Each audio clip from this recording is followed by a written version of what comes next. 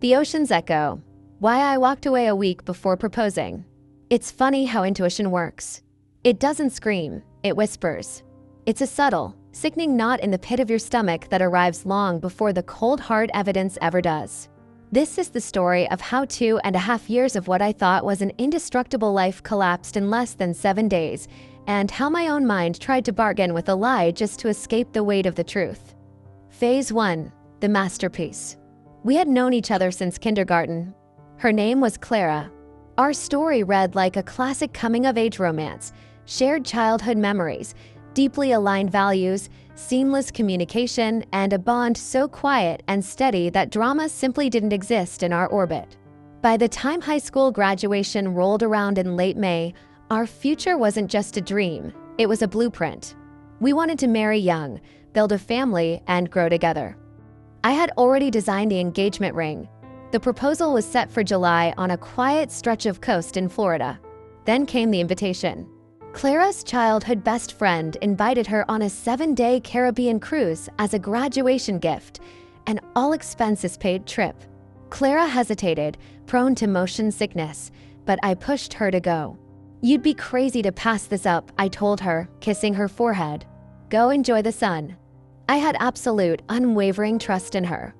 Yet, the moment the port gates closed behind her, a faint, phantom alarm sounded in the back of my mind. It was completely irrational. She had never given me a single reason to doubt her. I brushed it off, chalking it up to foolish paranoia. Phase 2. The static on the line. For the first few days, the ocean was quiet. A brief text message once a day when she found a patch of satellite signal. "I love you so much, miss your face, can't wait to see you soon." The phantom alarm in my head began to fade. Then came day 4. The ship docked at a private island, and Clara found a stable Wi-Fi connection to FaceTime me. When the video stream buffered and cleared, I wasn't looking at Clara. I was looking at a stranger. Her smile was too wide, her posture too jittery, her eyes starting nervously off camera.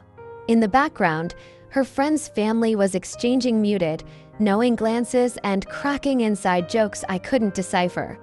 Every time they teased her, Clara's face flushed with a tight, uncomfortable grin.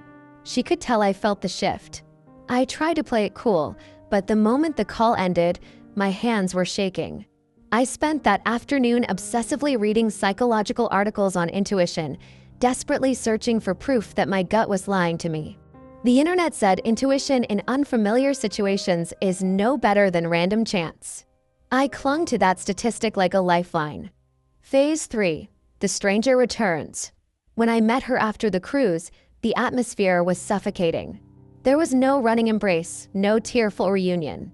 Just a brief, 2-second hug, a polite kiss on the cheek, and a cold hi. Then came the flood of stories. Clara, the girl who spent her weekends reading and actively avoided loud environments, couldn't stop talking about how she had been out at ship clubs until 3 a.m. every night, drinking and dancing. But beneath her nostalgic excitement was an edge of sharp, unprovoked irritability toward me. That night, the hammer dropped. I realized how vast the world is and how young we are, she murmured, staring fixedly at the floor. "I think we need to postpone the engagement indefinitely." My heart sank into a void. This was the same girl who, just 3 weeks prior, was practically counting down the days until our Florida trip. I sat there in stunned silence, swallowing my pride, trying to be the ultimate understanding partner. "If you're growing, I want to grow with you," I offered gently. "Just tell me the truth. Did anything happen out there?" She looked me dead in the eye and said, "Nothing happened. I promise." Phase 4. Folder 89. The next morning, I woke up with a sensation so visceral it paralyzed me. It was a suffocating, heavy nausea, my body physically rejecting the lie my conscious mind was trying so hard to accept. That evening was her graduation party. I dragged myself through the event, playing volleyball with her family, smiling for photos, and pretending the world wasn't burning down around me. Late that night, back at her house, I sat her down and begged for complete transparency. She hesitated, then offered a small concession. "Well, I met a guy named Tristan on the ship." He was conventionally attractive, but it was purely platonic. We exchanged Snapchats, but I'll delete him right now if it makes you uncomfortable. She seemed sincere. I wanted so desperately to believe her that I let it slide. An hour later, she fell asleep with her head resting on my chest. Her phone lay silent on the nightstand to my right. A dark, persistent voice whispered in my ear, "Look." I reached over, picked up the phone, and unlocked it. Snapchat was clean, just a few saved photos of the ocean.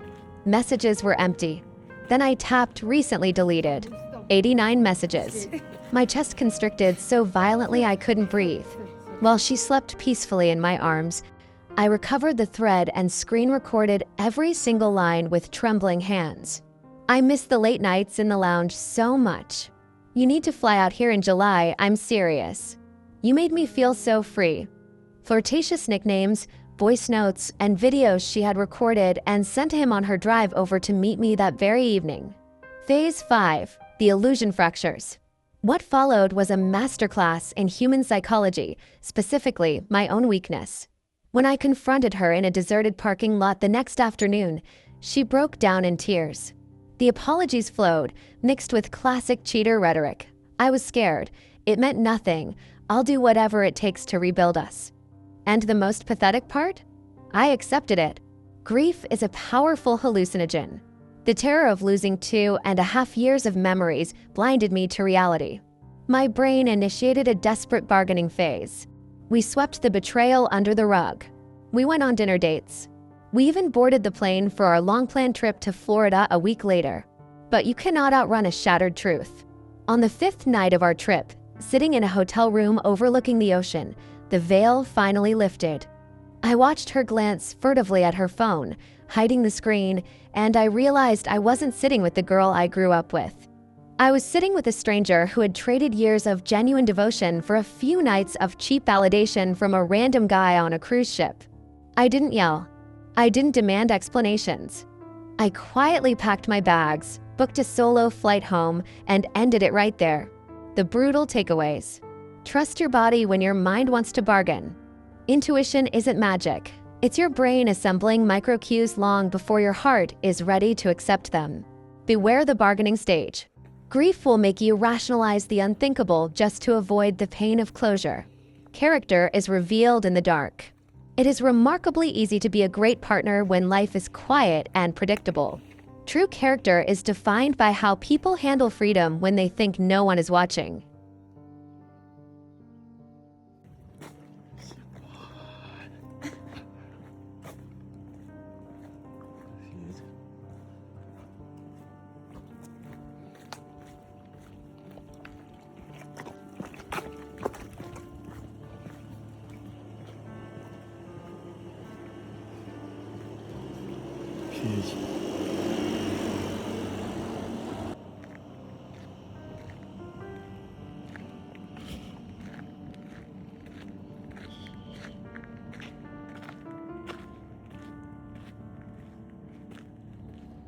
진짜 멋있다. 그치? 있어.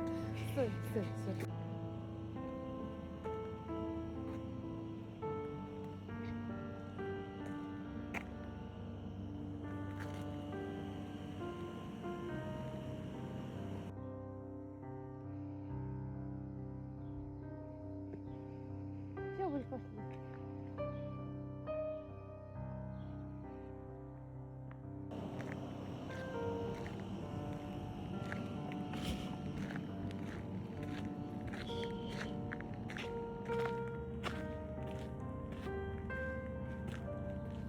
진짜 멋있다. 그치? 있어.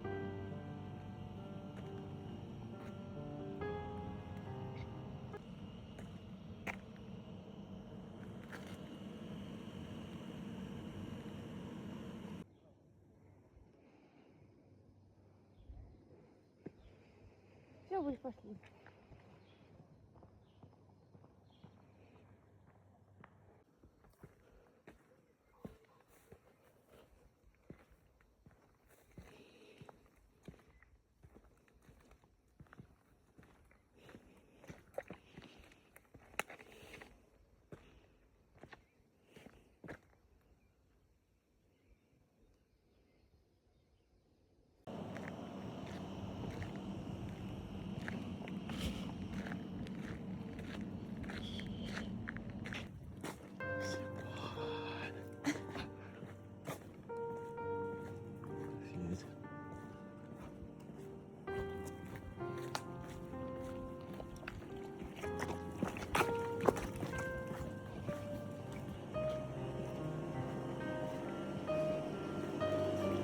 Cheers.